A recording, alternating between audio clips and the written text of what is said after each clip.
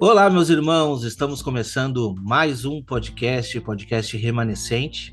Já vencemos as cartas às igrejas do Apocalipse e agora estaremos entrando num assunto dificílimo. Não sei se conseguiremos trazer aqui todas as respostas, mas com certeza a gente vai ter muita revelação aqui hoje. Sabe, a gente encontrou muita dificuldade para estudar e para conseguir apresentar para vocês alguma coisa que possa te ajudar nessa revelação, mas nós mesmos nos sentimos tocados pelo Espírito Santo com relação às informações que as outras passagens da palavra nos trazem. Esse é o nosso intuito, abrangir a mensagem e conseguir absorver alguma coisa que possa nos dar a interpretação do texto. Vamos tentar fazer aqui isso hoje. Irmão Ricardo, como é que tá? Como é que foi a semana aí? Tá tudo bem? Maravilha, glória a Deus, uma semana abençoada. Estamos trabalhando aí com o canal Vozes de Trombeta, no Instagram, começando aí, mês passado começamos também no YouTube, devagarzinho, Amém. no passo do boi, né? Devagar, mas constante. Amém. E também trabalhando aí nos nossos estudos, temos um livro aí para trabalhar a respeito das festas. Amém. E o Senhor tem nos dado graça, em nome de Jesus, muito bom. Amém. Irmão Wagner, como é que tá aí? Tá tudo certo? Tudo certo, graças a Deus, maravilhado com a excelência das revelações. E, de fato, Deus ele quer se manifestar aos nossos corações, então que nós possamos ter cada vez mais paixão por essa verdade, que ele vai nos usar poderosamente. Amém? Então, estamos muito animados com a expectativa do que Deus vai fazer conosco nesses últimos dias. Amém. Então, comigo também tá tudo bem. Semana foi uma semana corrida, mas graças a Deus, Deus tem abençoado e tá tudo correndo bem. Bom, quando a gente se achegou perto desses temas para estudar, a gente primeiro fazer contato foi o irmão Wagner comigo. Meu irmão, assunto difícil, hein? E eu disse, não, verdade, difícil. O que a gente faz? A gente pede ajuda aos universitários, mas na verdade não é aos universitários, porque a gente vai tratar aqui de um ancianato de 24 anciãos. Aí eu pensei assim, nada melhor do que procurar um ancião que possa nos ajudar, alguém que tenha... Vocês não encontraram ainda, pô.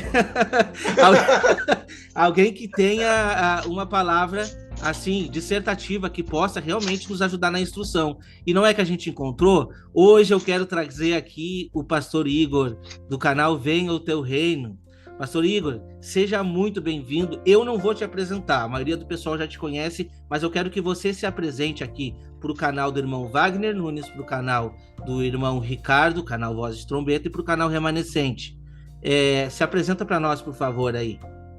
Amém, né? Meu nome é Igor, estou caminhando aí nessa palavra, né, do reino há 20 anos. Amém. Né? Comecei a estudar acerca do reino, as dimensões do reino, né? Tudo isso daí em 2002, né? E com o canal no YouTube eu estou no 7º ano já, tá? Sempre gravando vídeos, ensinando, e na mesma pegada. Há 20 anos na mesma pegada, estudando, né? A gente está apaixonado, né, pelo reino de Deus. E quanto mais eu falo, mais me apaixono, né? Todos os dias buscando ao Senhor na palavra, né? Ensinando, compartilhando aquilo que o Senhor tem nos mostrado e agradecendo a Deus, porque aos 20 anos atrás, às vezes, nós nos sentimos sozinhos. Era só eu, o pastor Márcio e o pastor Damásio, né? Se sentindo sozinho. Hoje não, hoje a gente está vendo aí muito trigo bom, né? Ensinando essa palavra, né? Em todos os lugares. O Ricardo Marcel, depois que se apresentou no Voz de Trombeta, agora eu estou lembrando quem é, né? Amém. Está sempre compartilhando lá, né? No Instagram, me marcando, pronto, já sei, né? Verdade. Agora já estou lembrando, né? Então é isso, a minha alegria é que a gente plantou durante muito tempo, durante muitos anos, né? E hoje a gente está vendo aí essa colheita que ainda é do tamanho da mão de um homem, né? É do tamanho da mão de um homem. Isso vai crescer, né? Eu tenho certeza que Deus está levantando uma confraria de profetas para poder estar anunciando essa palavra aí com força. E hoje é só mais um dia dentre tantos dias que virão de avivamento, né? Amém. E assim, só para falar para o irmão, Deus tem feito maravilhas na minha vida, porque esse canal aqui, para quem conhece o canal Remanescente, ele cresceu com vídeos aleatórios, tá?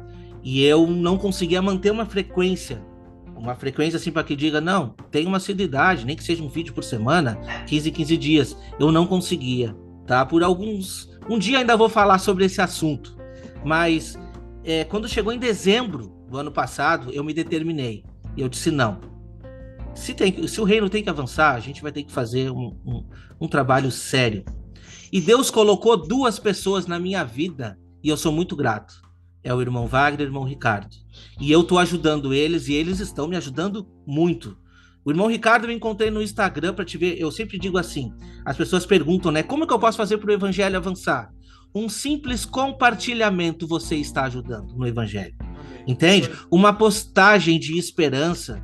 Agora, quando eu entro no Instagram, que nem o irmão tinha, compartilhando mensagens tão importantes e assim, com tanta propriedade e sabedoria, não, vou ter que conversar com esse irmão. Chamei ele, conversei, dei a oportunidade e hoje eu aprendo muito com ele. O irmão Wagner, só para você ter uma ideia, eu conheci ele praticamente duvidando dele a respeito do dom de línguas. E a gente começou ali aquele impasse, e no final das contas, o irmão Wagner me deu uma aula de dons do Espírito.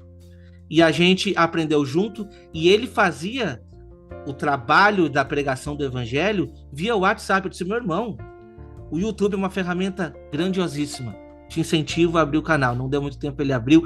Graças a Deus, compartilhando o vídeo todos os dias também. Eu sou muito grato a Deus por eles e por você também, pastor Igor. Por quê? Porque a minha caminhada foi pautada em cima de irmãos que disponibilizaram o seu tempo lá atrás na pregação do Evangelho. Então, o que nós estamos fazendo aqui hoje, o Senhor já fez algum tempo lá atrás.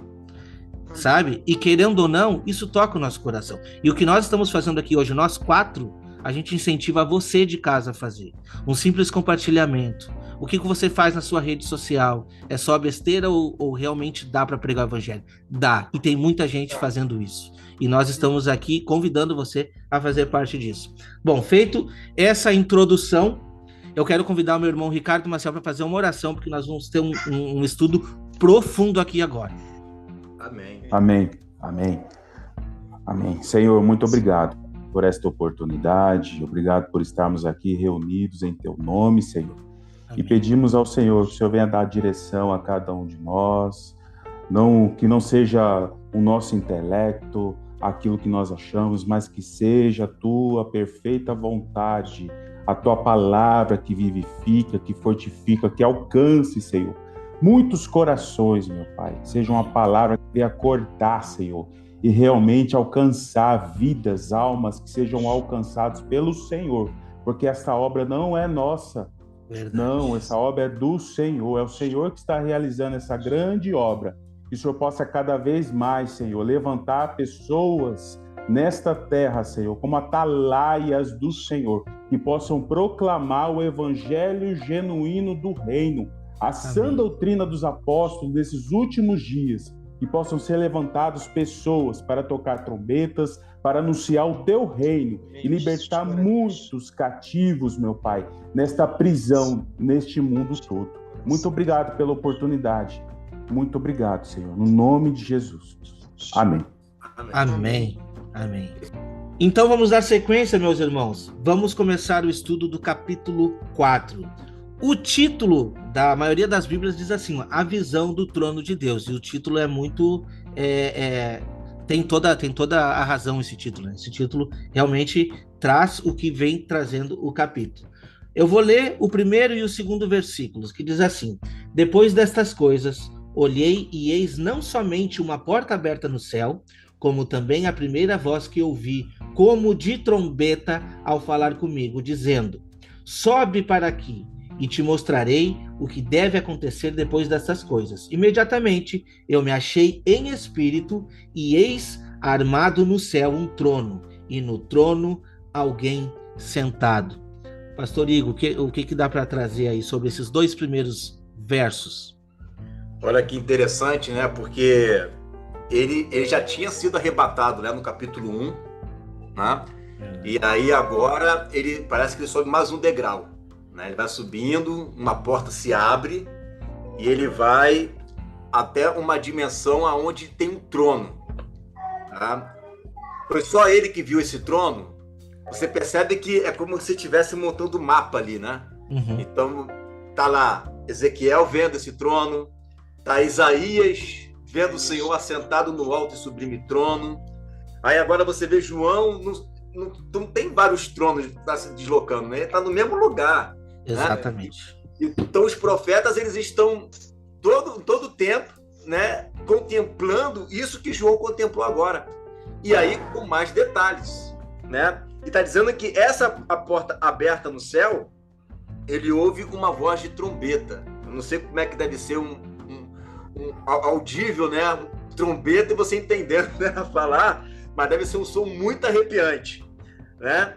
E ele entra, né, nessa dimensão, ele sobe, né? Ele se encontra ali nessa dimensão e ali ele vê um trono. Tá? E o que eu acho interessante é aqui não vai dizer isso, né?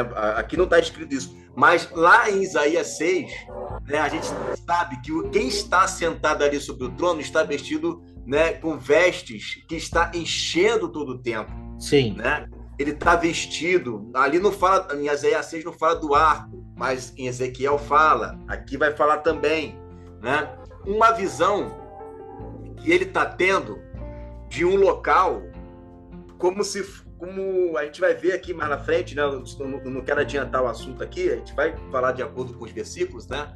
Mas a gente vai perceber que ele está num ambiente com muitas pessoas. Né? Você vai ver pessoas em cima desse local e embaixo desse local também tem. Né? E você vê ao redor. Aqui nesse texto tem trono, mas mais na frente você vai ver que não tem só trono ali. Tem trono, né? Tem templo, né? É como se fosse a praça principal do céu. Né? A praça principal está ali, a concentração de adoração, né? Deus está ali, anjos estão ali, né? Então ele foi para um lugar privilegiado. Né? Será que esse é o terceiro céu? Né? Será que aonde ele foi, que tem judeus que acreditam que existem 7 céus? Né? A igreja primitiva acreditava em 7 céus. Paulo fala em 3, por exemplo, ele subiu até ao terceiro céu. Será que esse é o último? Será que esse é o 7º? Né? Eu sei que ele subiu além daquilo onde ele estava. Mas aonde ele foi, né, é um local onde tem ali concentrado a adoração, tem concentrado ali, né, autoridades. A gente vai ver as autoridades que estão ali. Olha que maravilha, né? Autoridades ali, né, diante de Deus, diante do trono, né? E quando ele se vê nesse local, né, ele começa a contemplar ali o Senhor e ele vai descrever, né, a forma como ele está vendo ali Deus, né? Que é o versículo seguinte, né? Sim, exatamente. Irmão Ricardo. Muito interessante esse paralelo aí do terceiro céu. A gente encontra nas escrituras aqui a menção de terceiro céu, como Paulo mesmo descreveu. E nós conseguimos conectar um pouco disso, fazer um paralelo com o tabernáculo de Moisés. Né? Quando nós percebemos aí o altar de bronze, que nós fazemos essa associação lá com Apocalipse 6:9, onde as almas clamavam embaixo do altar, né, apontando ali para o Sheol.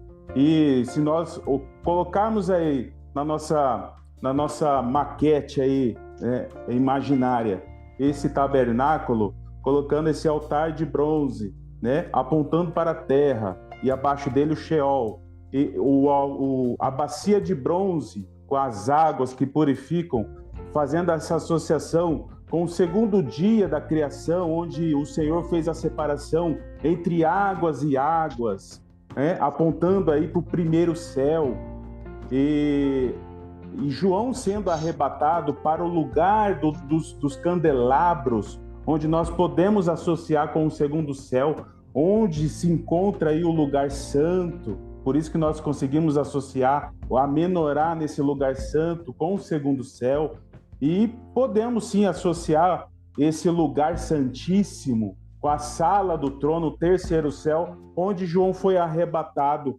né, novamente nessa dimensão espiritual. Muito interessante. E outro detalhe também é quando Satanás ele quis almejar em seu coração ser semelhante ao Altíssimo.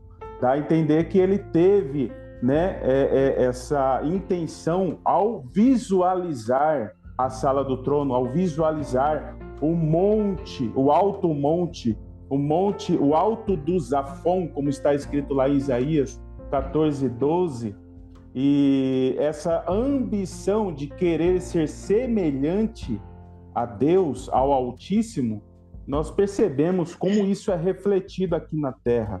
Verdade. Todo o domínio que ele faz, que ele exerce aqui neste mundo, a gente percebe isso nas Escrituras, que esse domínio é apontado para o norte, o alto do Zafon da terra, como a gente pode mencionar, né? Em Jeremias, lá, a gente percebe no capítulo 6, tocai a trombeta, porque do norte virá grande calamidade, apontando aí, né, a grande tribulação. E a gente percebe Ezequiel 38, 39, faz menção dos povos que vêm do norte, o Gog e Magog.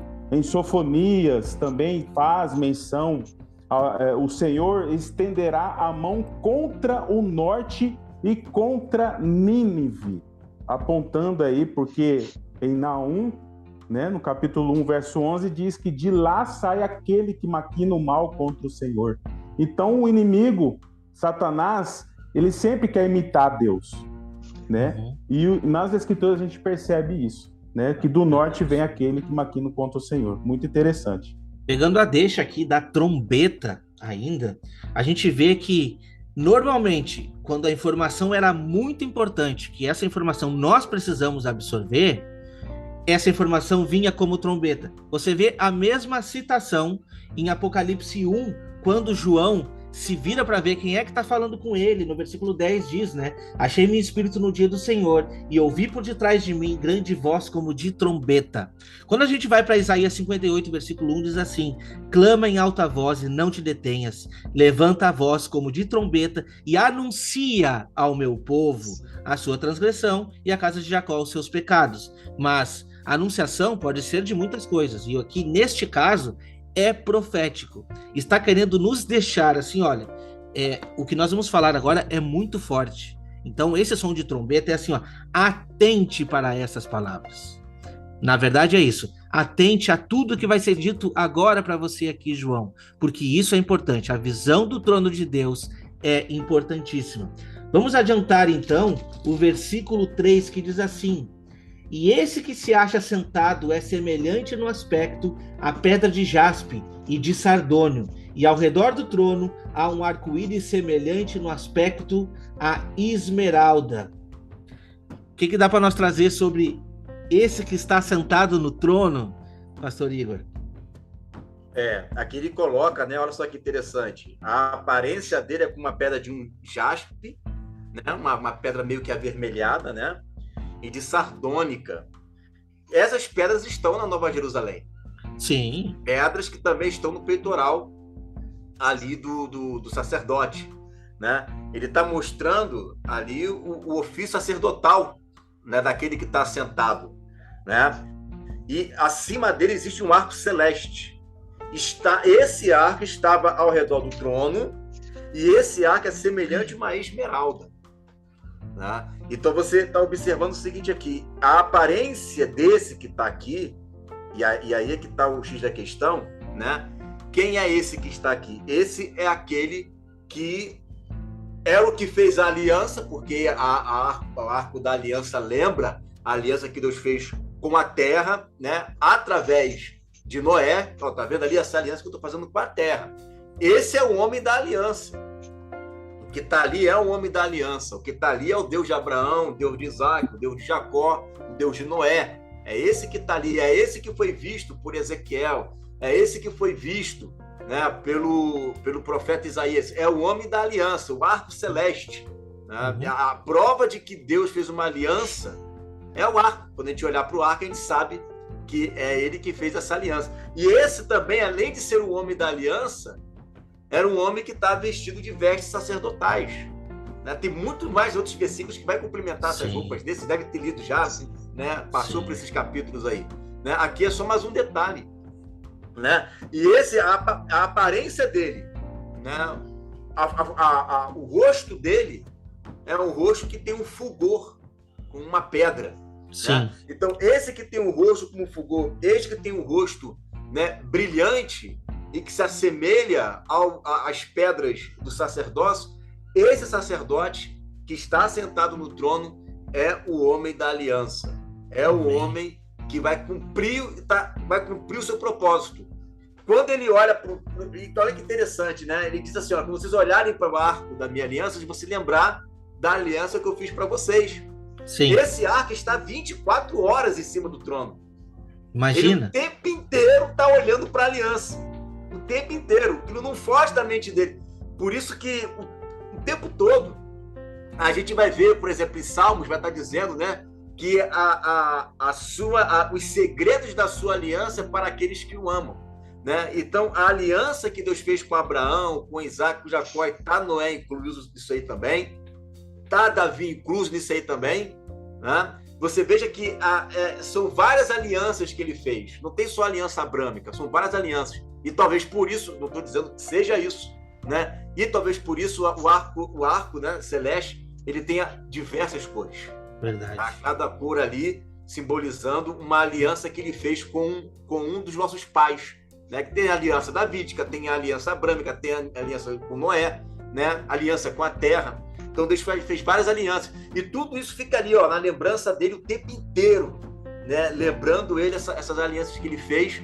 Né, e quem chega lá, quando vê o trono, vê a aliança.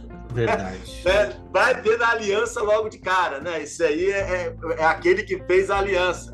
Né, e é inquebrável. A palavra de Deus diz que se ele abrogar a aliança que ele fez, ele deixa de ser Deus. Imagina. O que é impossível. Exato. Né? É uma coisa que eu tiro daqui, né? Eu sei que vocês têm muito mais para acrescentar aí. Não, perfeito. Irmão Wagner, o que pode trazer para nós aí? Então, só para complementar o primeiro versículo aqui, interessante, depois destas coisas, nós meditamos nas 7 igrejas devidamente alinhadas, acesas para a última semana. E depois destas coisas, aí o Senhor se mostra como aquele que vive e reina para todo sempre, para gerar em nós confiança, porque a missão é difícil, porque Ezequiel, dá para perceber que ele estava meio receoso. E no capítulo 2 de Ezequiel, depois daquela visão que ele teve no rio Quebar, muito semelhante a essa visão que João teve no trono, né?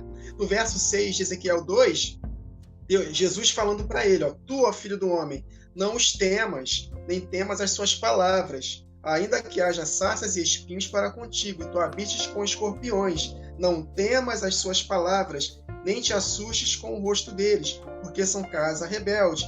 Mas tu lhes dirás as minhas palavras, quer ouçam, quer deixem de ouvir. Então, antes dessa missão difícil, Deus se apresenta para Ezequiel com essa glória maravilhosa. Da mesma forma para João. Assim como Ezequiel come o livrinho, João também come o livrinho. E Jesus fala para João, é necessário que profetize novamente. Ou seja, as 2 testemunhas, o candelabro, os 7 candelabros de ouro unidos como uma só peça, formando a menorá, tem que contemplar a glória de Deus. Tem que ter essa confiança, porque aquele que vive está conosco. Então, quando nós temos a consciência dessa aliança que Deus faz conosco, nós não tememos nenhum mal. Então, é só para complementar os detalhes, os irmãos já falaram muitas verdades aqui, eu não tenho nem nada que acrescentar, mas somente esse detalhe aqui importante para que nós possamos compreender que Deus está conosco nessa missão. Nada vai nos causar dano na primeira metade e na segunda metade, confiantes de que Deus vai fazer justiça para nós, ainda que percamos na nossa vida ou que sejamos protegidos no deserto. Mas nós precisamos, de fato, contemplar a beleza da santidade. O salmista, eu acho que ele não viu a santidade como viu Isaías, como viu Ezequiel, mas na percepção do Espírito, o salmista, ele escreveu aquele hino maravilhoso. Nós adoramos a Jesus. na beleza da sua santidade. Então nós precisamos ter essa consciência em alta para que possamos ter confiança para cumprir essa missão no tempo do fim. Amém. Só vou dar uma complementadinha aqui a respeito dessas pedras, antes da gente avançar. Eu fui pesquisar um pouco no Google para saber o que o Google poderia me trazer a respeito dessas pedras. E, por incrível que pareça, a pedra esmeralda, ela nos traz uma referência como clarão e raio. Um dos significados dela é clarão e raio, ou quer dizer, luz muito acesa, né? E por incrível que pareça, a outra pedra que se chama ali, né? Como é que é o nome? A segunda Sardônio. pedra aqui. Sardônio. A outra Bíblia que eu tenho, uma outra tradução, nos traz essa tradução não como sardônio, mas sim como coralina. E aí fui pesquisar coralina, nunca tinha ouvido essa palavra. E diz assim, ó, cor como de carne, carne como de carne viva. Olha só que interessante, né? A referência desse personagem que nós sabemos quem é que está assentado neste trono aqui. Mas o mais interessante que eu quero trazer é assim. A nossa dúvida aqui, pastor Ígaro, começou no versículo 4, que é onde eu acho que todos têm a maior dúvida a respeito dos 24 anciões e dos 4 seres viventes. Então a gente vai ler esse texto e nós precisamos muito que o irmão traga aqui, porque a gente já acompanhou alguns vídeos, mas é uma dúvida nossa também e de todos os telespectadores que estão ouvindo, e a gente com certeza vai conseguir chegar em algum consenso aqui. Ao redor do trono há também 24 tronos, e assentado neles 24 anciões, vestidos de branco, em cujas cabeças estão coroas de ouro.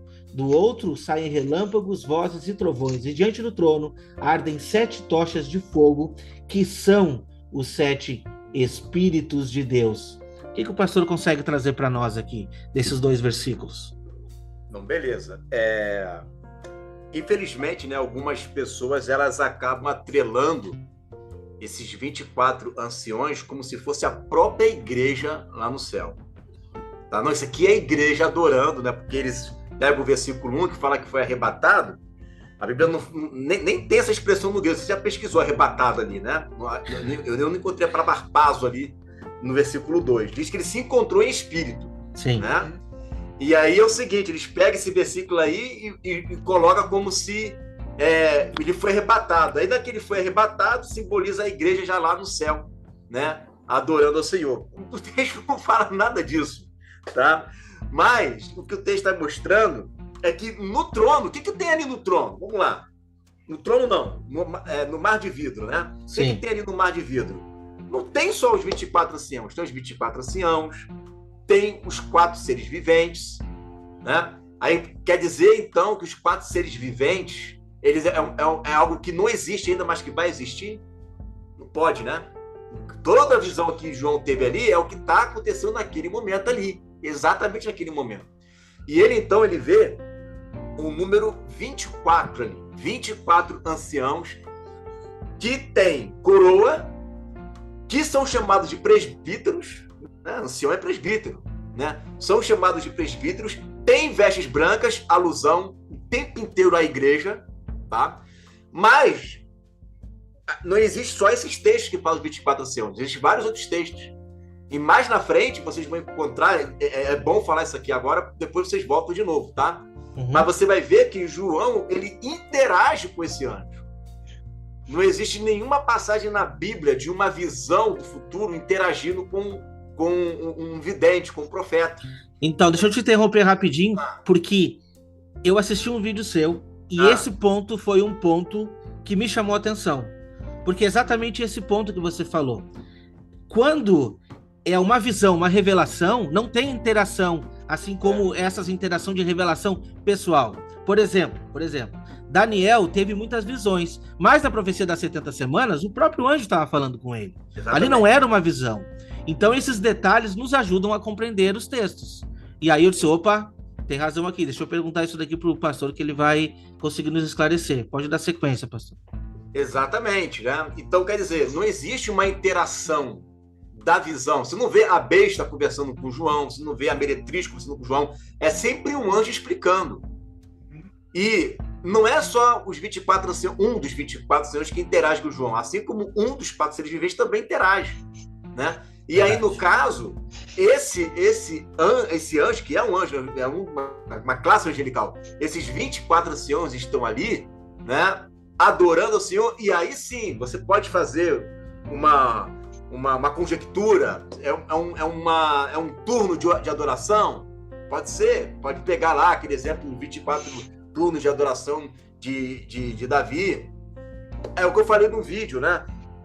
As interpretações, elas são bem-vindas, você pode estudar as interpretações, mas eu penso que nas regiões celestiais, quando a gente entrar nos querubins, aí tem bastante texto para a gente poder mastigar os querubins, que está bem interessante, né? Acerca dos querubins. Mas se você for ver, entre a classe angelical, existem anjos que têm ofícios sacerdotais. Mais na frente, se for ver nos capítulos posteriores, você vai ver anjos que estão levando oração. Quem é que fazia isso no tabernáculo, como foi citado por Ricardo, né?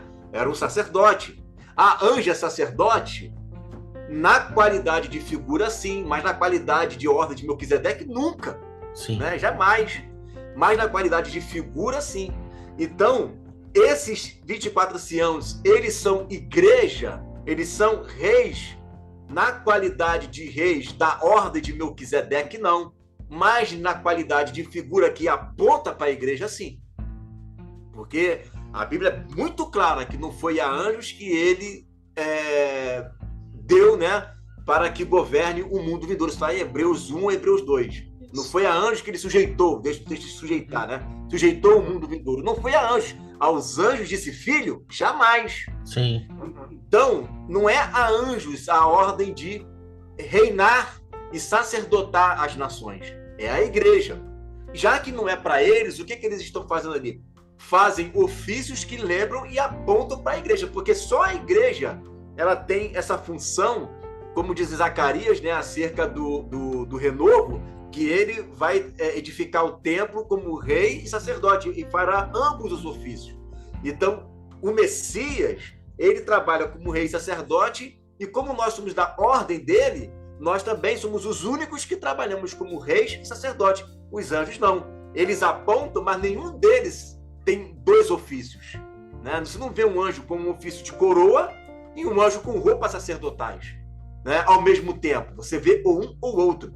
Então, eles têm muito a ensinar? Tem muito a ensinar no tocante a apontamento, mas não que ele seja a igreja lá no céu adorando, né? Agora, como apontamento, sim, como apontamento você vê eles sempre lembrando, né, a figura de uma igreja vitoriosa, que adora, composta por autoridades que vão reinar sobre as nações, né? Traz essa lembrança. As conjecturas, se eles simbolizam isso, simbolizam aquilo, né, e aquilo outro, aí, desde que não seja uma heresia, né, fica aí a critério dos irmãos, né, trazer apontamentos, como eu também estou trazendo o meu apontamento.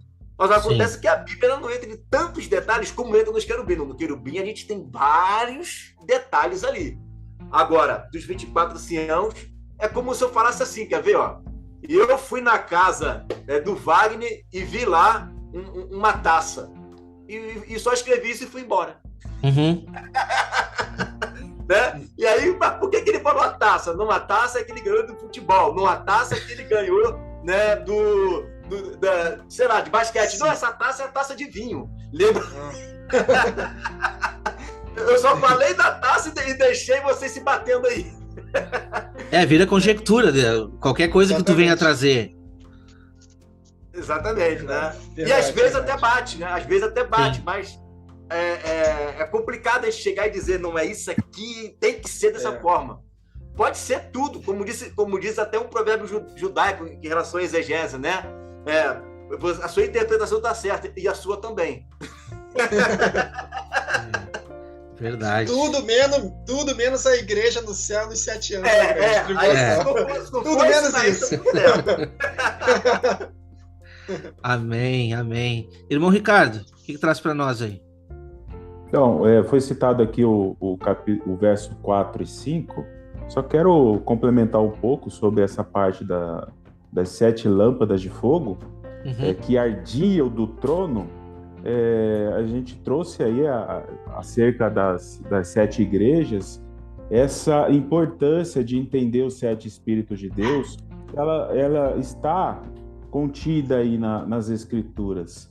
A gente percebe a onipresença e a onipotência do Senhor nestes 7 Espíritos, quando a gente percebe lá em Apocalipse 5, verso 6, onde nós temos ali a visão do Cordeiro, e lá tem 7 chifres e 7 olhos, né? Podemos também conectar com Zacarias 4:10, Zacarias 3:9, do sumo sacerdote Josué, na pedra única com 7 olhos, os 7 olhos em todo o mundo. Então, nós percebemos o agir do Senhor através da onipresença, né, dos 7 olhos, da onipotência que está ali nos 7 chifres, e a onisciência, a presciência do Senhor também, dos 7 Espíritos de Deus, lá em Isaías 11, verso 2, onde temos ali o Espírito do Senhor, o Espírito de sabedoria,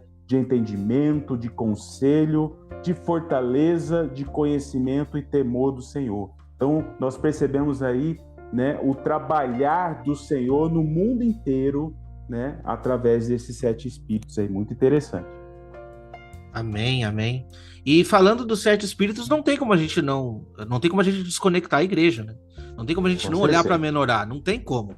Irmão Wagner, o que tu pode trazer para nós aí? O irmão Igor falando acerca dos 24 anciãos, de fato, né? A gente estava na dúvida se eles eram de fato literais ou apontavam para a igreja, e nós entramos no consenso de que são seres literais com certeza nos céus, porque um deles fala com João, mas aponta também para a igreja. E eu, voltando do trabalho hoje, o Espírito me fez conectar com o tabernáculo. O tabernáculo que Moisés fez foi uma cópia do céu. No céu há, de fato, um santuário, há, de fato, aquelas peças. Em Hebreus 9 diz isso. Então, há uma literalidade no céu do tabernáculo e aponta para a igreja. Nós somos o tabernáculo de Deus. E não somente espiritual, mas também físico. O apóstolo Paulo fala que nosso corpo também é templo do Espírito. Então, de fato, a palavra de Deus ela é muito abrangente e, de fato, aquilo que o pastor Igor falou, não dá para determinar. Os 24 anciãos é esse ponto final. Não, calma. Eles são literais? Sim, mas tem um apontamento para a igreja. No decorrer da gravação, se der tempo, eu falo alguns detalhes dos 24 anciãos, dos 4 seres viventes, apontando para a igreja com suas conexões. Mas, de fato, a palavra de Deus ela precisa ser compreendida como um todo. E esse exemplo que ele me deu do tabernáculo, que no céu tem um tabernáculo físico, conectando com a igreja, aí nos faz conectar também os 24 anciãos, os 4 seres viventes, apontando também para a igreja do Senhor. Amém, amém. Pastor Igor, eu acho que assim, o que acontece? A gente tem... a gente não tem muita informação dos 24 anciões, mas nós temos um pouco mais de informação sobre os 4 seres viventes. Então a gente vai dar uma adiantada ali, que diz assim, né? Há diante do trono um como um mar de vidro semelhante a cristal, e também no meio do trono, à volta do trono, 4 seres viventes cheios de olhos por diante e por detrás. Então, quer dizer, a gente já trouxe aqui que esses 4 seres viventes eles vão interagir com João um pouquinho mais lá na frente, né? Então, se eu não me engano, é na época das taças, que um deles apresenta para João. Os selos. Nos selos, desculpa, exatamente. Chama os cavalos, né? Isso, os cavalos. Exato. E a gente consegue ver uma referência disso lá em Zacarias. Eu vou deixar que o pastor traga para nós aí, por favor. O texto de Zacarias... Não. Pode trazer o que você quiser sobre os 4 seres viventes. Não, o texto todo não tem problema nenhum. Não. Pode ficar à vontade aí. Então vamos lá, olha só. Vamos ver aqui o versículo 6, né? Vamos seguindo aqui. Então, olha só. Havia diante do trono um como mar de vidro, né? Semelhante ao cristal. Né? Isso foi visto por Ezequiel também. Tá lá, mesma coisa, o mar de vidro. Alguns judeus lendo Ezequiel, acreditavam que era uma espécie de água que o Ricardo trouxe, né? Separação de águas e águas. É como se fosse a segunda parte de águas congeladas. Eles entendiam isso, tá? Que como separou águas e águas, a água de cima é esse mar de vidro congelado, né? Por isso que é semelhante ao cristal, né? O que é um cristal? Parece uma água congelada, né? Então eles entendiam dessa forma. Então foi bem legal o versículo que você trouxe aí mais na frente, tá? Então eles entendiam isso, né? Como um mar de vidro, né? Ou um mar congelado semelhante ao cristal. E no meio do trono, você vê que está no meio do trono, na frente dele, na frente de Deus, e ao redor dele, né? E por detrás haviam o quê? Os 4 animais, tá? Esses 4 animais, esses seres viventes, a gente encontra ele aonde? A gente encontra ele lá em Ezequiel também, né? A gente encontra ele lá em Ezequiel, vai trazer mais especificações, né? Trazendo mais detalhes do espírito dele. A gente vai falar bastante sobre ele aqui. Mas aí eu vou trazer uma curiosidade nesse versículo, porque ele vai voltar a falar, né? Então a gente vai trazer uma curiosidade aqui sobre esses animais aqui. Olha que interessante, porque eles estão no mar de vidro.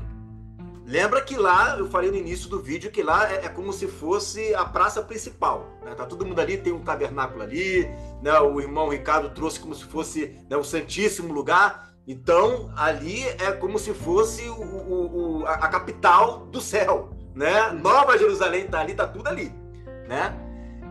E aí, lá em Ezequiel, no capítulo 28, olha que interessante, né? Quando você vai ver a lamentação de Tiro, que é pela linguagem profética, você vê que é uma aplicação também às regiões celestiais, tá?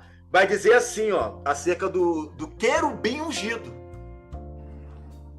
Ou seja, a gente está falando aqui de querubins, certo?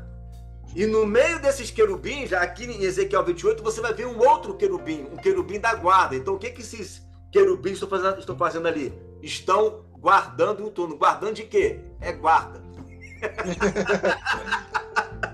É guarda. O que eles estão guardando? Eles estão guardando. É a mesma coisa você me perguntar por que Deus colocou 2 querubins. Basta para colocar um só, não dá para vencer com um, né? Adão e Eva, não, botou 2, então são coisas do céu, né? Verdade. São coisas do céu. Mas estão lá, né? Os querubins da guarda. E diz o texto que esse querubim ungido, ele era um aferidor de medida. O que é isso, né? Um aferidor de medida. É como se ele fosse o principal, aquele que fosse o espelho de Deus. Não é Deus, mas você olhando para ele, você via, né? Você quer ver o poder, a minha grandeza? Deus falando, olha para esse querubim ungido. E diz a palavra que ele estava no jardim, né? No jardim de Deus. Aí olha que interessante, se isso aqui é antes da queda, ele era perfeito aqui antes da queda, jardim de Deus, o que dá a entender? Que lá no céu, né, é como Deus o comparasse aquele local também como um jardim, né? E aí, o que nós vemos? Aqui só um minuto falando sobre isso, abre parênteses, fecha parênteses, né? O que nós vemos? No momento em que a festa dos tabernáculos na terra, a noiva é apresentada às nações, né? E há o casamento, para onde que a igreja ela vai? Ela vai para cima do mar de vidro. Vocês vão chegar lá no capítulo 6, capítulo 8, se não me engano, né? Ela vai lá o capítulo 7, perdão. Ela vai lá para o mar de vidro. E é no mar de vidro que lá em Cantares vai dizer, né, que ele levou a noiva para o jardim secreto, ou seja, as núpcias do casamento, né?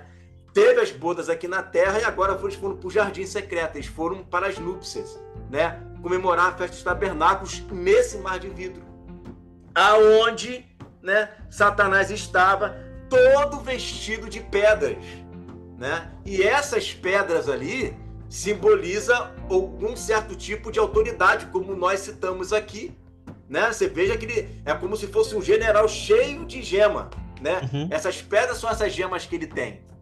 E tinha, né? Tem, mas agora é pro mal, né? E aí diz que ele usava pífaro. Lá no corpo dele tinha pífaro, ou seja, ele fazia o que esses animais estão fazendo hoje, que é o quê? Adoração. Uhum. Tá? Eles estão adorando, e ele fazia isso.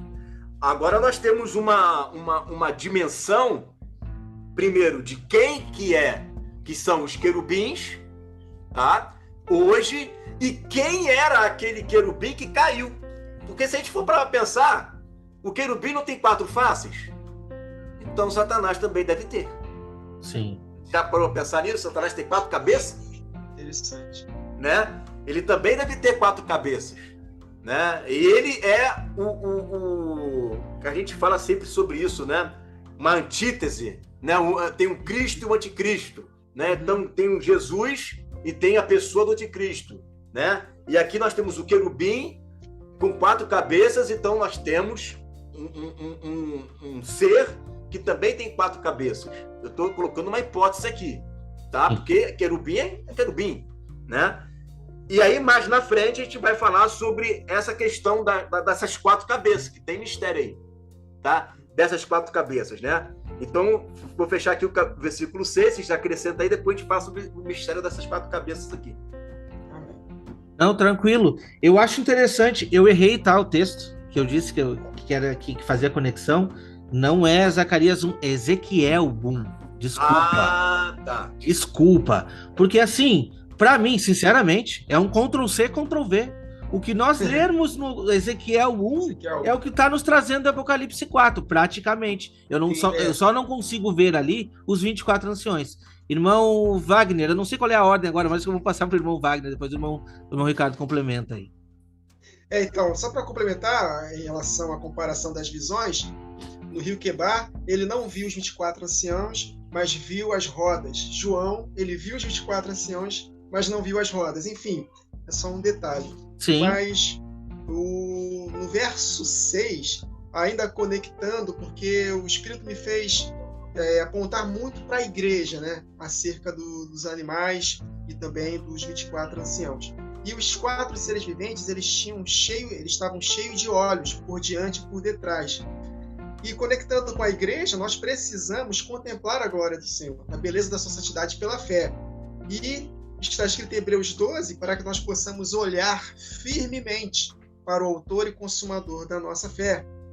Então, e mais para frente, quando nós formos ler os próximos versículos, esses 4 animais e também os 24 anciãos, eles davam glória, honra e ações de graças, que é uma oração de louvor que o apóstolo Paulo fala depois de falar daquele mistério maravilhoso das 2 casas, em Romanos 11, né? Que ele fala lá, ó profundidade da riqueza, tanto da sabedoria quanto do conhecimento de Deus. O apóstolo Paulo, ele foi arrebatado ao terceiro céu, ele viu também essa glória, e no verso 36 de Romanos 11, porque dele, por meio dele, para ele são todas as coisas, a ele pois a glória eternamente, amém? Então está tudo conectado com a adoração dos 4 seres viventes, dos 24 anciãos. Então é isso, né? Vamos dar continuidade aí. Tá bom, irmão Ricardo? Amém.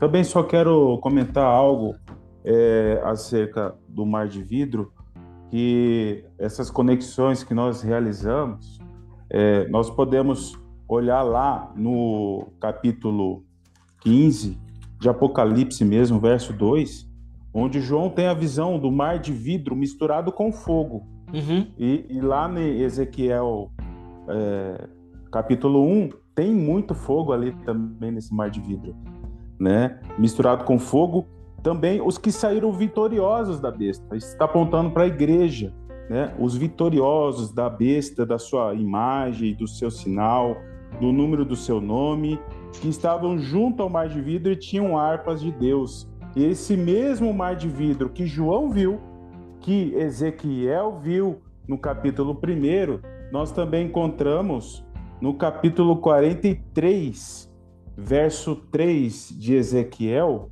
onde, quando veio a glória do Senhor no templo, no reino milenar, para a inauguração do templo, lá no reino milenar, no capítulo 43, verso 3, Ezequiel faz menção de que ele teve a mesma visão que ele teve lá no rio Quebar, no capítulo 1. Ou seja, nesta inauguração do templo, o reino milenar, por isso a importância de nós termos esse entendimento de como será o reino, onde que a ordem de Melquisedeque estará neste reino.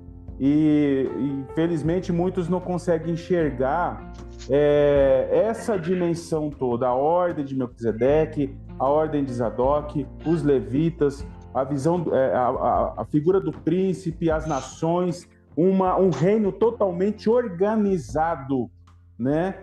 E preparado pelo Senhor neste período tão glorioso.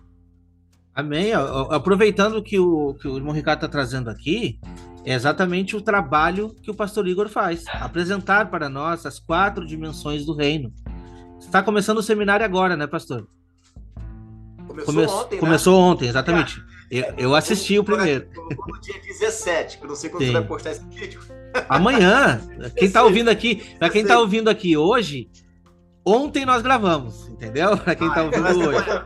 Exatamente. Então, você que está vendo hoje, começou de ontem. Isso, exatamente. Então, assim, a gente já fez um esforço aqui para o pastor participar com a gente. Mas o que a gente está querendo trazer é o seguinte: é importante entendermos sobre isso, e esse assunto foi tema no nosso grupo de WhatsApp. Eu vou deixar um link aqui abaixo.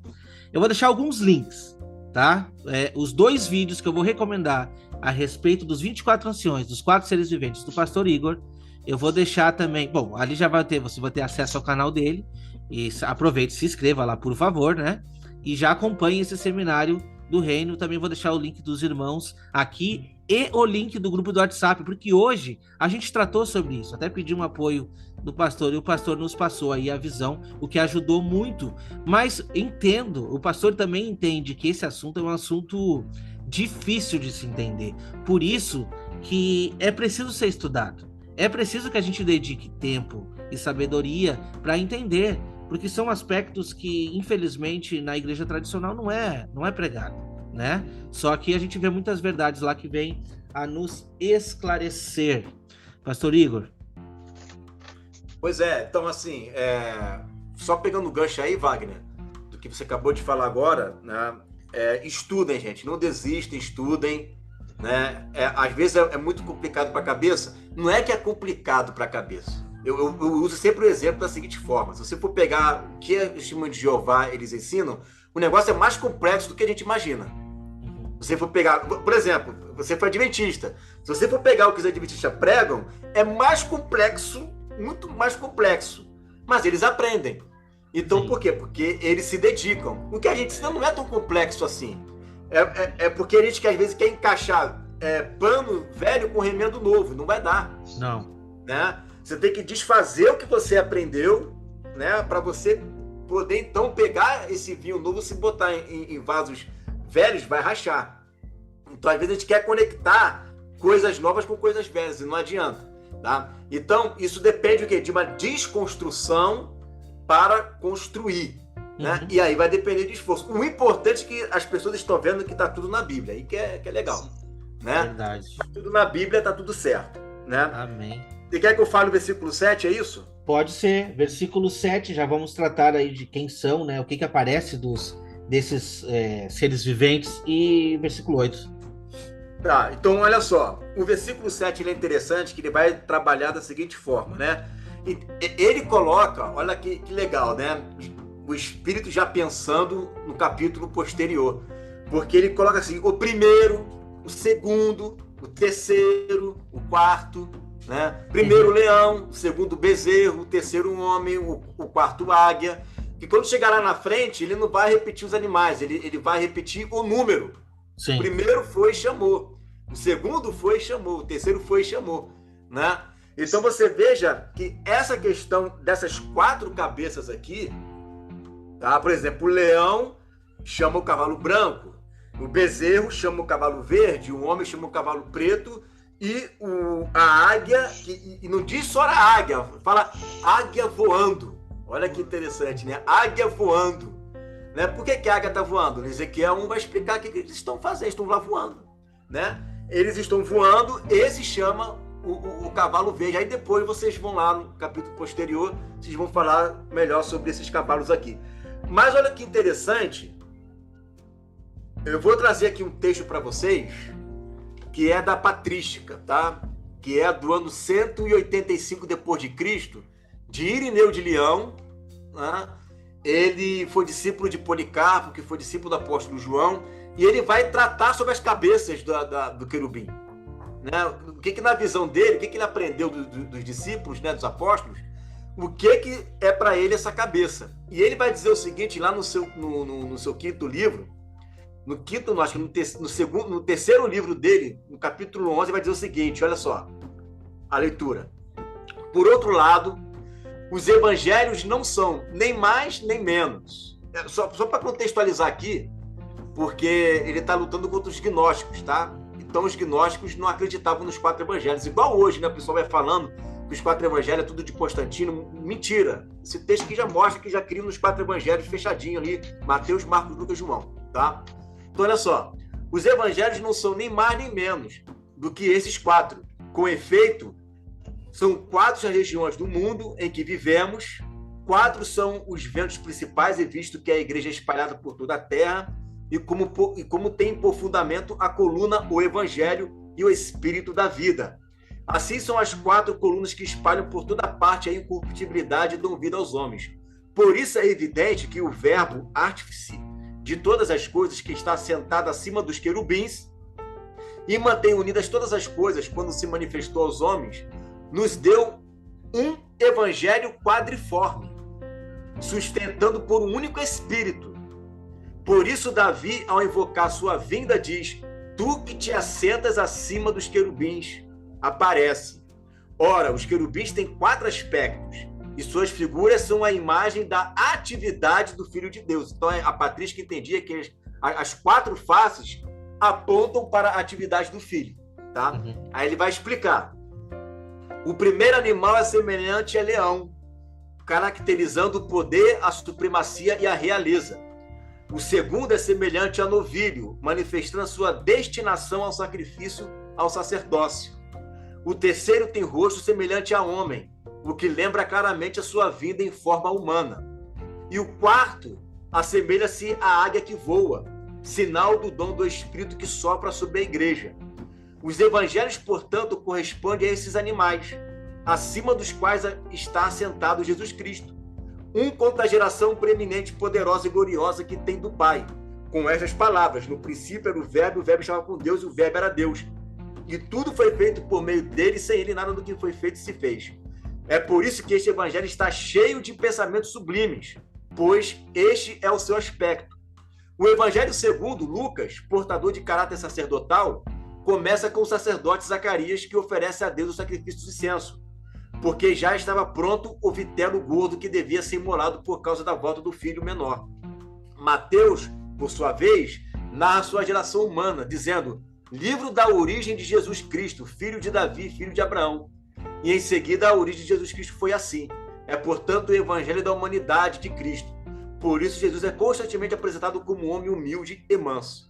Marcos, por sua vez, inicia pelo espírito profético que do alto investe o homem, princípio do evangelho, conforme está escrito no profeta Isaías, dando uma imagem alada do evangelho. Por isso exprime-se de maneira concisa e rápida. É o estilo profético. É assim que o próprio verbo de Deus falava conforme a sua divindade e glória. Pulando aqui, assim é o aspecto dos animais.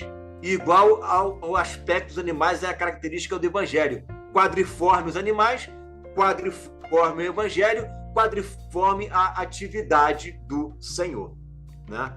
Então ele vai dizer que os 4 evangelhos, todos eles, aliás, as 4 faces dos animais, todos eles apontam para um evangelho, né? Apontam para um evangelho.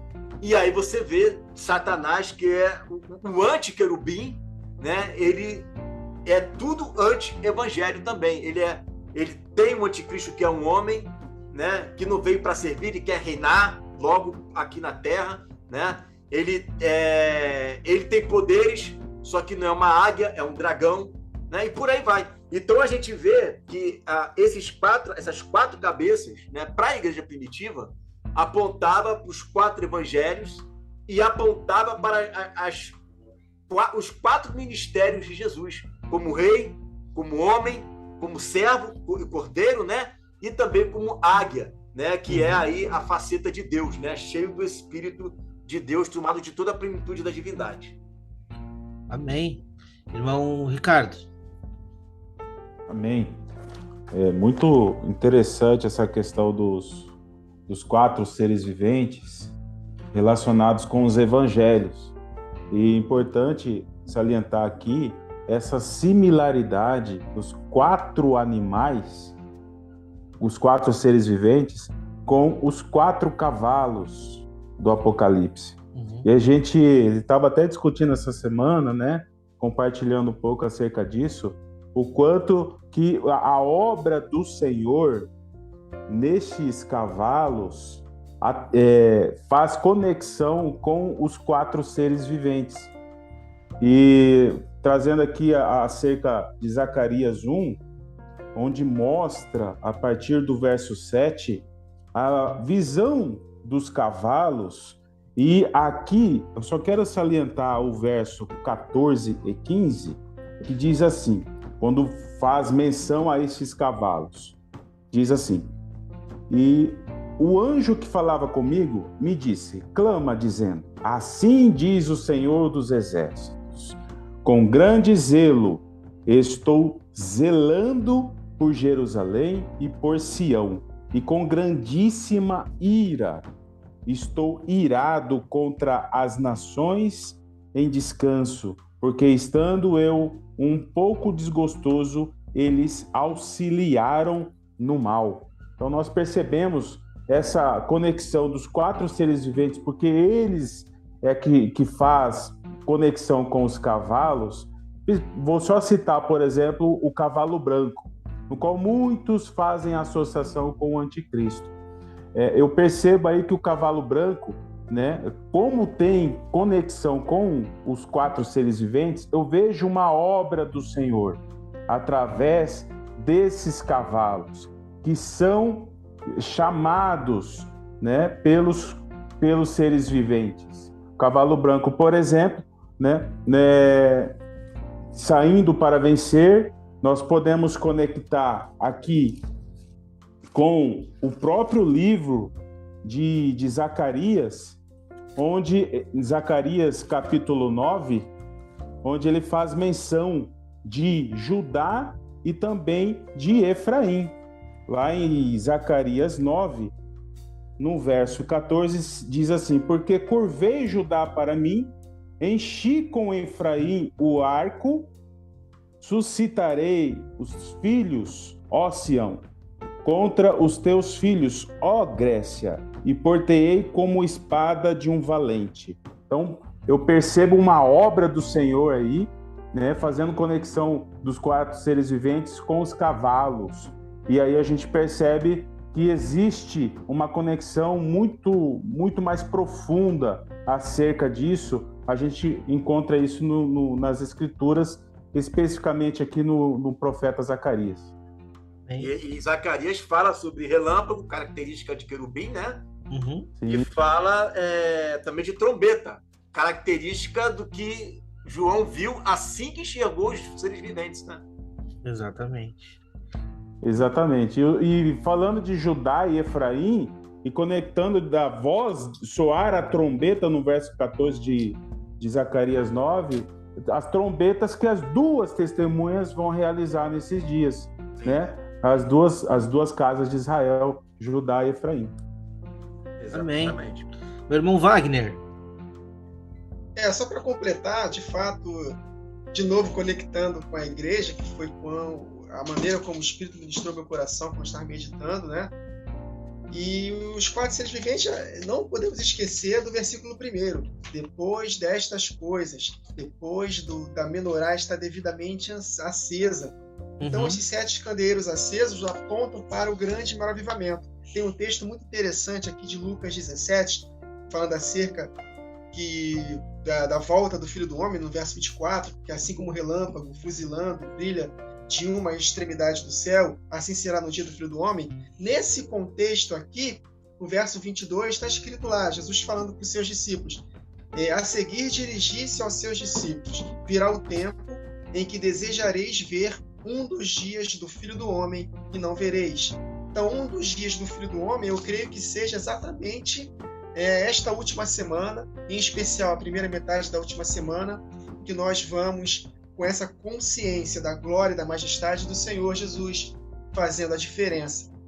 E assim como Isaías também, né, ele contemplou a beleza da santidade do Senhor, o serafim foi lá, purificou seus lábios, perdoou o seu pecado, e ali naquele ambiente de santidade ele foi usado por Deus para poder, de fato, fazer maravilhas no nome de Jesus. Então, de fato, os 24 anciãos, os 4 seres viventes, apontam também para uma igreja cheia do Espírito Santo nos últimos dias. Os outros detalhes... Completa aí, desculpa, completa. Não, dos outros detalhes, os irmãos já foram perfeitos, né? O irmão Igor falou a patrística aí, perfeito, os 4 evangelhos, né? E o irmão Ricardo falando acerca dos 4 cavalos. E também tem a antítese, né?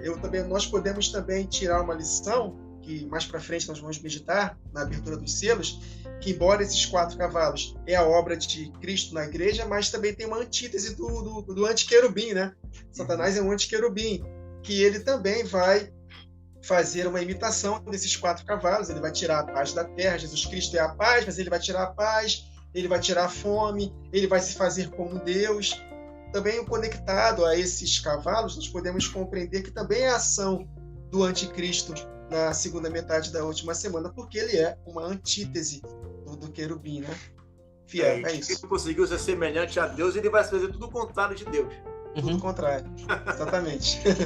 Agora, você percebe o seguinte, né? Como que tá ligado esse escrito, eu não sei, acho que foi você, Wagner, ou foi tem 2 Wagners aí, o Veio e com o W. Isso, exatamente. Eu não me lembro qual foi o dos 2, mas atrelou o querubim ao avivamento. Inclusive, está ali o cavalo branco, né? Que vem vencendo para vencer. Ó, aí, ó, vozes de relâmpago e trovões. Olha aí, isso aí. Isso aí. Então, assim, o que acontece? Não é que vai começar a chover agora, tem previsão de chuva forte para hoje. Glória a Deus. Então, assim, amém.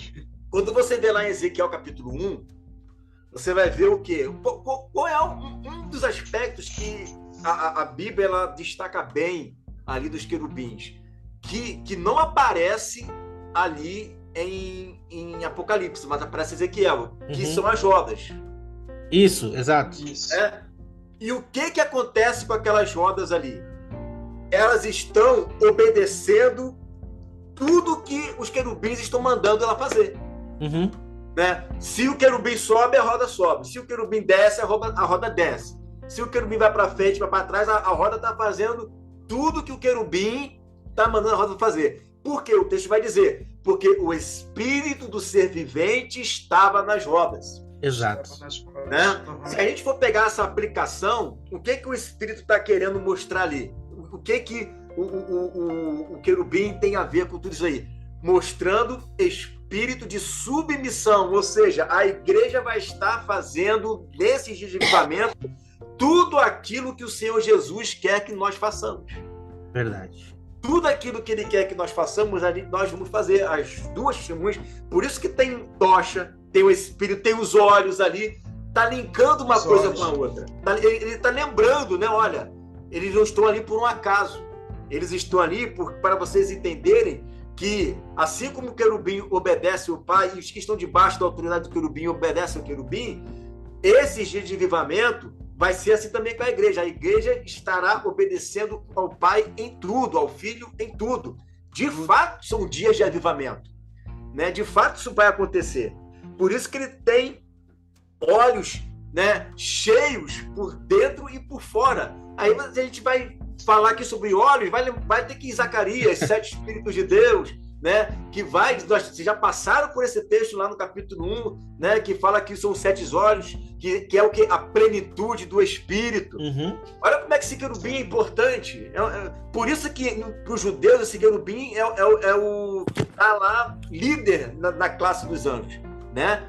Ele tem uma importância muito grande. E não fica só ali adorando, não. Eu creio que ele fica adorando, mas ele tem uma missão de ensino fortíssimo, profético para a igreja, né, nesses últimos tempos. Amém. Amém. Amém. E assim, ó, muito interessante que você falou sobre os 7 olhos. o versículo 8 vai trazer esses aspectos. Mas nós vamos deixar para o próximo episódio. Por quê? Porque nosso tempo aqui já está um pouco esgotado. Mas eu quero fazer uma reflexão aqui, tá? Olha só que importante para quem consegue acompanhar. E por que é importante o estudo detalhado, como a gente está fazendo versículo por versículo. A gente consegue ver uma tomada inicial, onde João tem aquele primeiro relapso de olhar para trás e ver uma visão do sumo sacerdote. E naquele momento ali é apresentado para ele uma visão do céu. Mas só um pouquinho. Ele está mostrando Jesus com a menorá na mão, representando as 7 igrejas. Aí ele diz, você viu essa menorá? Então tá. Agora envia a carta para cada uma delas, que eu vou te botar as características que elas têm, as coisas boas, e vou mostrar também o que elas precisam melhorar. Entende? Sim.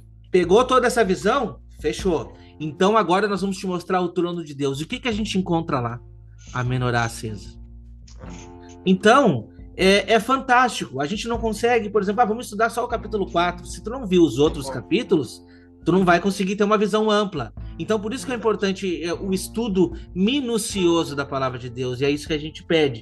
E eu segurei aqui um versículo que o pastor Igor trouxe sobre as alianças, né? Por exemplo, o arco-íris, que está condensando e mostrando para a gente ali as alianças de Deus com o povo. E o próprio livro de Ezequiel nos traz no capítulo 1 também, só que no versículo 28, que diz assim, o aspecto do arco que aparece na nuvem em dia de chuva, assim era o resplendor em redor, e era a aparência e a glória do Senhor. Vendo isto, caí com o rosto em terra e ouvi a voz de quem falava. Então, assim, sim, Jesus é esse sumo sacerdote, Jesus é este a quem está sendo referido, mas ele está mostrando uma aliança, é uma referência a nós, é uma referência à igreja. Por isso que a gente aqui está batendo sempre na mesma tecla. O que a gente está fazendo aqui é trazer você para o arrependimento, trazer você para essa aliança. Essa aliança que foi prometida depois daqueles dias com a casa de Israel, com a casa de Judá. Entende? Então, quando a gente está falando de igreja, ninguém está levantando nenhuma placa aqui, não. Nós estamos apresentando uma igreja pura que está sendo apresentada, e olha só, nós estamos sendo incluídos no plano de Deus. Quer coisa mais maravilhosa do que isso? Para mim não tem. Uma inclusão perfeita no plano de Deus, sabe? Então, assim, conseguir enxergar a igreja lá nos dá uma esperança, e nós estamos aqui falando de esperança. Amém. Irmão, pastor Igor, dá suas conclusões finais aí para nós, por favor. Amém. Eu gosto muito de estudar esse texto. Se a gente for falar sobre avivamento aqui, aí é um outro assunto que eu gosto muito, que é a plenitude dos filhos de Deus. Né? E isso aqui é um outro aspecto, né? É um outro aspecto. Os querubins têm tudo a ver com isso. E você vê que Jesus está ajeitando as lâmpadas, e no capítulo 4 parece que ele ajeitou. Exato. Ajeitou, né? As lâmpadas estão acesas. Agora vai começar o avivamento. Né? Aí, no momento que começa o avivamento, os anjos começam a dar graças, né? Começam a adorar. Aí os 24 anciãos, caramba, o avivamento está chegando, a noiva está vindo, hein? Eles não se aguentam, deposita a coroa aos pés de Jesus, começa a adorar, porque quando começar o avivamento, gente, é pouco tempo, né? Quanto que falta? Então, quando o sumo sacerdote ajeitar as lâmpadas do candeeiro, é porque já estamos às portas, né, do noivo voltar. E os céus entram em festa, os querubins passam a adorar, os 24 anciãos se lançam aos pés dele. Eu não creio, eu estou com uma conjectura minha, tá? Eu não creio que os 24 anciãos ficam o tempo inteiro lá, bota e tira a coroa, tira a coroa, bota e tira... Eu não creio nisso. Eu creio que existe um momento específico da história em que eles se enchem de tanta alegria e tanta glória que eles não se aguentam, e nesse momento eles vão lá e depositam as coroas aos pés daquele que está vindo para reinar. Glória a Deus. Daquele que está vindo para reinar. Então, é mais ou menos isso, né? Esse capítulo 4 é o início do fim, né? É o início do fim. já estamos começando a entrar na última semana de Daniel, né? E o capítulo 4 é as portas, é uma porta aberta, né, para que isso comece a acontecer, né? Amém. Irmão Ricardo, as considerações. Quero agradecer a oportunidade e fazer minhas considerações finais aqui no verso 3 aqui do capítulo 4, onde o Senhor tem essa semelhança de jaspe. Ele cita primeiramente jaspe, depois sárdio, né? E jaspe, no peitoral do juízo, era a última pedra mencionada, a 12ª pedra. E sárdio era a primeira. E nós percebemos que na Nova Jerusalém, o primeiro fundamento das muralhas é jaspe. Ou seja, lá no peitoral, que era a 12ª, passa a ser o primeiro no firmamento da muralha. O que eu entendo disso tudo? Que o Senhor, ele tem um propósito, né, de estabelecer o seu reino aqui na terra. E o reino de Deus é contrário, ele segue na direção contrária a todos esses preceitos filosóficos humanos que estão enchendo a mente de muitas pessoas aqui nesta terra. Então nós precisamos entender o propósito do reino que o Senhor quer colocar em nossas vidas. E tudo isso é contrário ao que o inimigo quer colocar em nossas vidas. Então, isso fez conectar, inclusive, com a passagem de Mateus, né, do capítulo 20, que o pastor Igor trouxe hoje aqui, a respeito de que os últimos serão os primeiros, trazendo à tona os trabalhadores da última hora. Porque o Senhor vai fazer, nesses últimos dias, grandes coisas maravilhosas, e requer dos atalaias, do povo de Deus, um posicionamento, primeiramente de humildade, de reconhecer suas falhas, novamente reiterando aqui, agir como Daniel, orando, intercedendo, com níveis de profundo arrependimento, por ele, pelos pais, pelos que estão de perto, pelos que estão de longe, buscando a unidade para cumprir o propósito do Senhor, que é unir as duas casas de Israel. Amém. Amém, meu irmão Wagner. Glória a Deus. Amém. Eu estava lembrando de Isaías aqui, que ele teve 2 etapas no seu ministério. Um antes de receber aquela visão maravilhosa, foi arrebatado e viu o Senhor assentado sobre um alto sublime trono, e após. Então, podemos dizer assim, estamos nesse processo do primeiro ministério de Isaías, mas quando de fato a menorá estiver acesa, nós vamos contemplar a majestade do Senhor, e aí sim, santificai-vos, porque amanhã o Senhor fará maravilha no meio de nós.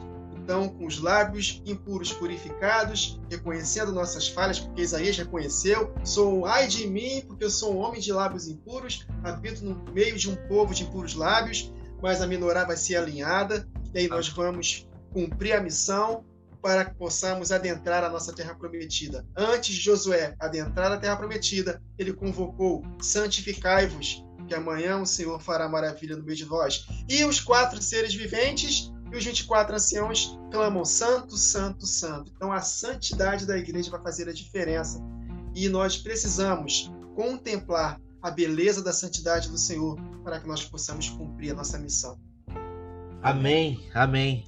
No próximo episódio nós iremos estudar aqui, a partir do versículo 8. Nós vamos ainda continuar entendendo sobre esses 4 seres viventes e o que eles estarão fazendo.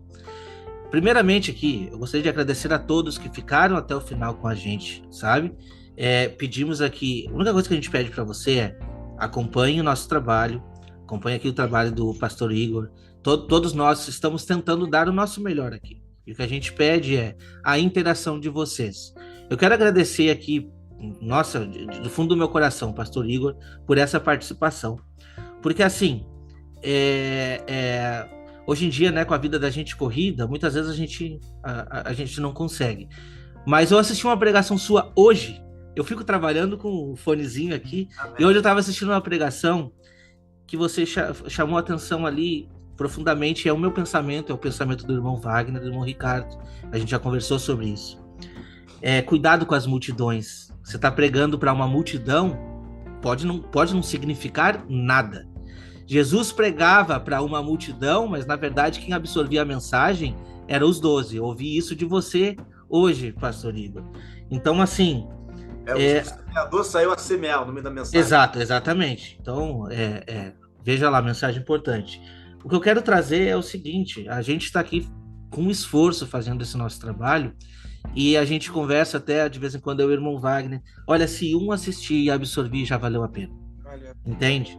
Nós estamos aqui dando o nosso melhor, muitas vezes correndo contra o tempo, passando muitas vezes dificuldades aqui. Eu não vivo do evangelho hoje, se for da vontade de Deus, um dia isso vai acontecer, amém?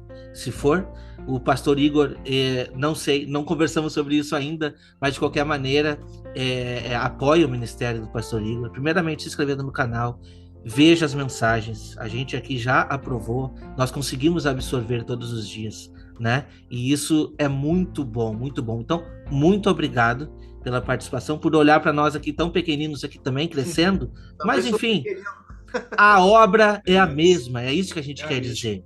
A obra do pastor Igor é a mesma minha, o nosso objetivo é o mesmo, ganhar almas para este reino. Então, convido você, se inscreve no canal, vai lá, né? Vou deixar o link aqui abaixo dos 2 vídeos que eu vou recomendar do pastor. Se inscrevam lá no canal, se inscreva também no canal Voz de Trombeta, canal do irmão Wagner, e nos acompanhe no próximo episódio. Pastor Igor, a casa é sua. Quando quiser, aparece, tá bom? Amém. Eu agradeço aí a oportunidade, tá? Foi uma honra estar aqui com os irmãos, né? E daqui Deus já ministrou algumas coisas para mim, né, que eu vou estudar para poder estar passando para os irmãos. Então, já deu fruto, né? Amém. Essa live de hoje, a gravação, né? Esse estudo. Porque já extraí 3 pontos aqui que o Espírito falou assim, ó, estuda isso aqui, que isso aqui é importante. Então, amém.